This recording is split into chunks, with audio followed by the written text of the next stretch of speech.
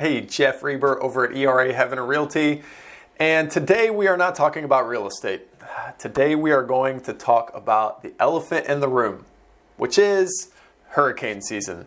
With all of the new residents coming to Florida from the Northeast and the Midwest and the West Coast, I thought we should give our new neighbors just a little info on what to do if there is a hurricane on its way.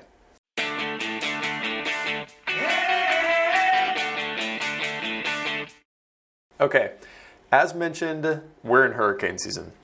When did it start? June 1st. When does it end? November 30th. But if you've been around for a while, you know that things don't really get ramped up until about August. And typically, things are winding down by the end of October. I'm not qualified to make those kind of predictions though, so let's look at someone who is.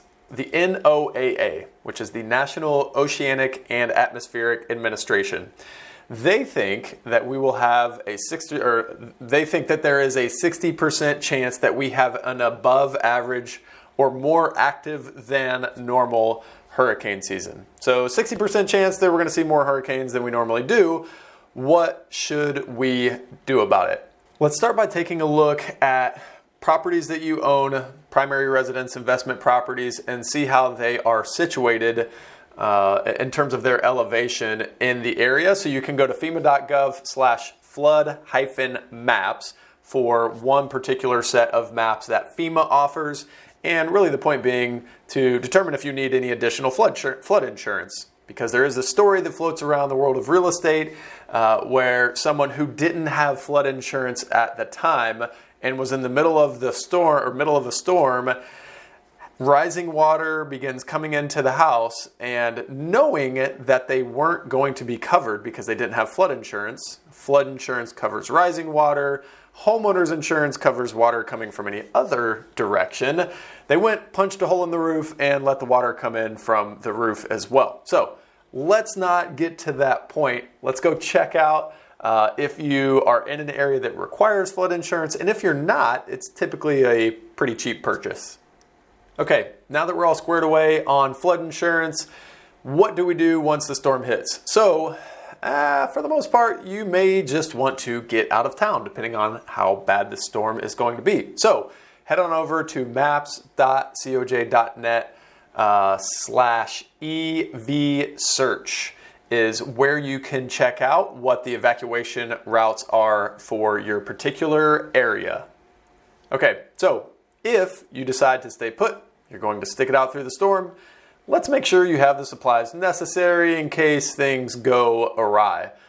As is the case with most things that you buy these days, you can buy them on Amazon. So a simple search for hurricane kit on Amazon yields all sorts of results.